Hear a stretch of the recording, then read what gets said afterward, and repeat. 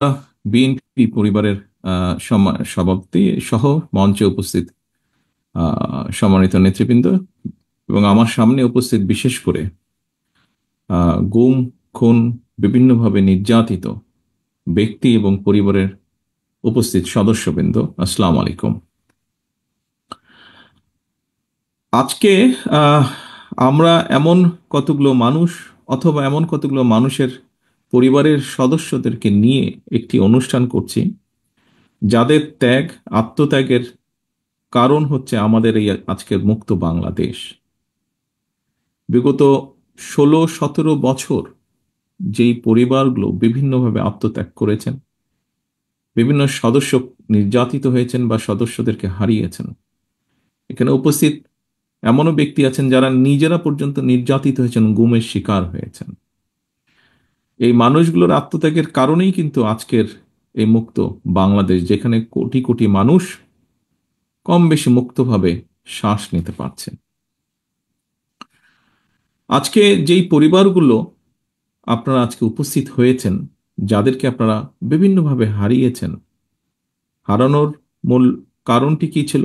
কারণটি ছিল এই দেশের মানুষের রাজনৈতিক অধিকারকে প্রতিষ্ঠিত করা।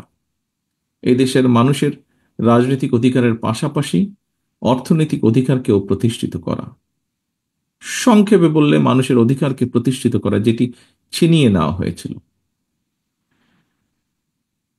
আজকে এখানে যারা উপস্থিত আছেন, যারা নিজেরা ভিকটিম, আমি একজনকে সরাসরি এখান থেকে দেখতে পাচ্ছি, ভিকটিম খোকন মঞ্চে বসে আছে। খোকনের মতন আরো অনেকেই সামনে উপস্থিত আছেন হয়তো, একই সাথে এরকম পরিবারগুলো উপস্থিত আছেন।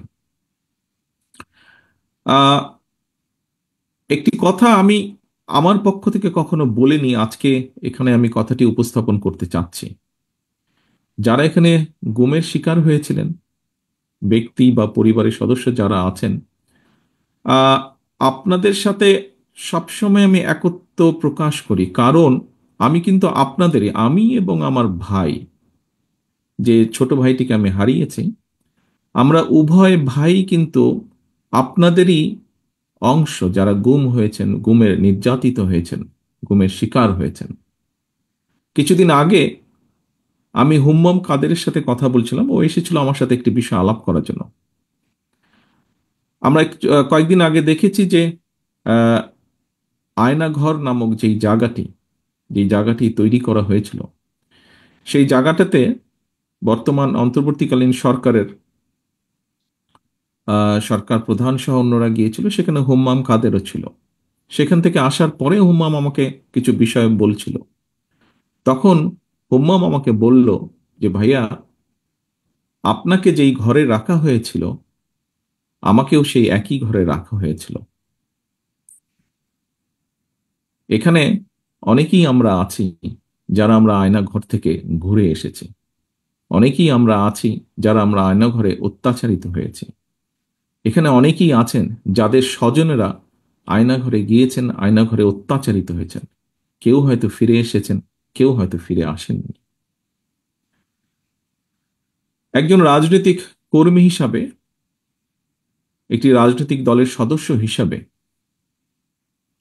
স্বাভাবিকভাবেই আমাদের প্রত্যাশা যে একটি জনগণের যেই প্রত্যাশা, সেইভাবে রাজনৈতিক দল হিসাবে আমাদেরও প্রত্যাশা যে সামনে একটি সুষ্ঠু নিরপেক্ষ নির্বাচন অনুষ্ঠিত হবে।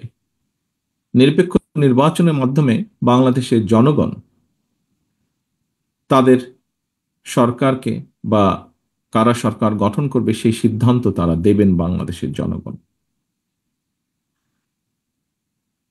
আমি দৃঢ়ভাবে বিশ্বাস করি একজন রাজনৈতিক কর্মী হিসাবে যে আগামী দিন যারা দেশ পরিচালনার দায়িত্বে পাবেন, এই দেশকে নেতৃত্ব দেওয়ার দায়িত্ব যে রাজনৈতিক দলই পাক না কেন, তাদের বিভিন্ন কর্মসূচির মধ্যে অবশ্যই একটি কর্মসূচি থাকতে হবে, এবং সেটি হলো যে মানুষগুলো এই দেশের মানুষের অধিকার প্রতিষ্ঠার জন্য নির্যাতিত হয়েছে, যে পরিবারগুলো তাদের সদস্যদেরকে হারিয়েছে অথবা নির্যাতিত হয়েছে, যে পরিবারের সদস্যরা, তাদের উপরে যে অন্যায় করা হয়েছে, আগামী দিনের যে নির্বাচিত সরকার থাকবে, জনগণের সরকার থাকবে, তাদেরকে অবশ্যই এই অন্যায়ের যে হয়েছে সেই অন্যায়ের বিচারগুলো করতে হবে। যে কোনো মূল্যে সুষ্ঠুভাবে এই বিচার হতে হবে। কারণ আমরা যদি অন্যায়ের আগামী দিনে আমরা যদি অন্যায়ের বিচারগুলো করতে না পারি, অন্যায়ের সঠিক সুষ্ঠু বিচার যদি না হয়, হয়তোবা দেশে আবারও অন্যায় সংগঠিত হতে পারে। বিচার হওয়ার মাধ্যমে যারা ক্ষতিগ্রস্ত হয়েছেন তাদেরকে ন্যায্য বিচার দেওয়ার মাধ্যমে সমগ্র দেশের কাছে, দেশের মানুষের সামনে এটি প্রতিষ্ঠিত করা খুবই জরুরি যে অন্যায়কারী অন্যায়কারী, এবং যে অন্যায় করবে, ন্যায়ের বিরুদ্ধে যে যাবে, তাদেরকে দেশের আইন অনুযায়ী অবশ্যই শাস্তির সম্মুখীন হতে হবে।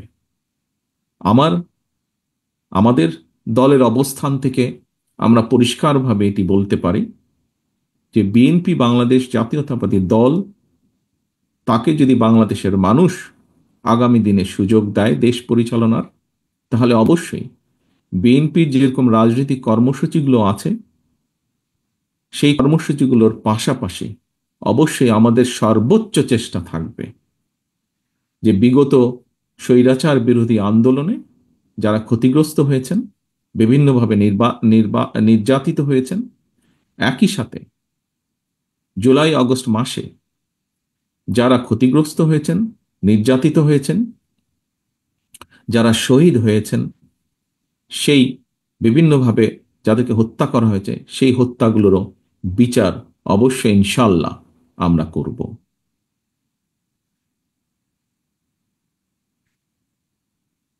সামনে উপস্থিত শহীদ পরিবারের সদস্যবৃন্দ, উপস্থিত নির্যাতিত ব্যক্তিবর্গ, আপনাদেরকে আমি আজকের এই ইফতার মাহফিলে একটি অনুরোধ বা আহ্বান রাখতে চাই আপনাদের কাছে। আপনারা দয়া করে হতাশ হবেন না, আশা রাখবেন। আমরা এতটুকু যখন এসেছি, ইনশাল্লাহ আমরা সামনের পথটুকু পাড়ি দিতে সক্ষম হব। আমরা যদি সকলে ঐক্যবদ্ধ থাকি, আমরা যদি সকলে অন্যায়ের বিরুদ্ধে সোচ্চার থাকি, অবশ্যই আমরা সক্ষম হব এই অন্যায়ের বিচার করতে। এবং আমি মনে করি, দৃঢ়ভাবে আমি বিশ্বাস করি, বাংলাদেশের গণতন্ত্রের পক্ষের যতগুলো রাজনৈতিক দল আছে, সবগুলো দল, আমি দৃঢ়ভাবে বিশ্বাস করি, এর সাথে দ্বিমত পোষণ করবেন না।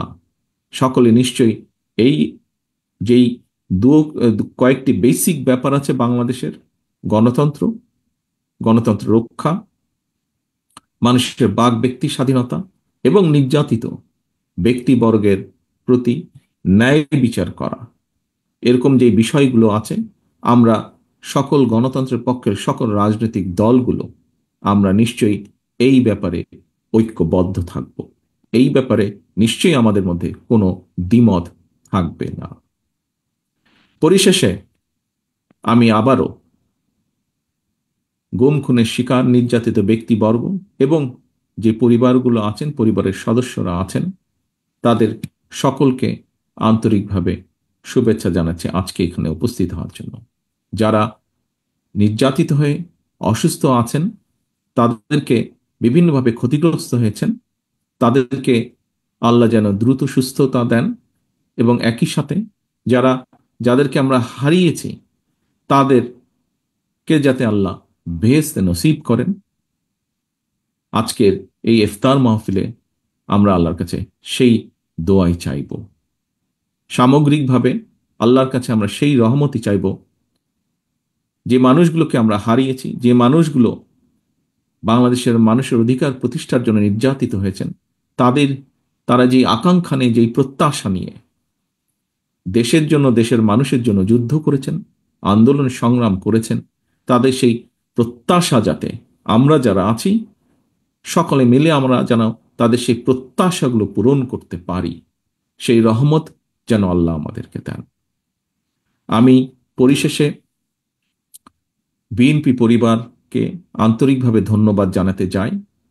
তারা যেভাবে চেষ্টা করেছেন তাদের সীমাবদ্ধতার মধ্যে থেকে এই পরিবারগুলোর পাশে গিয়ে দাঁড়ানোর জন্য যে প্রচেষ্টা, যে উদ্যোগ তারা গ্রহণ করেছেন, আমরা বিএনপি পরিবারের প্রত্যেকটি সদস্যকে আমি সে কারণে আন্তরিকভাবে ধন্যবাদ জানাতে চাই।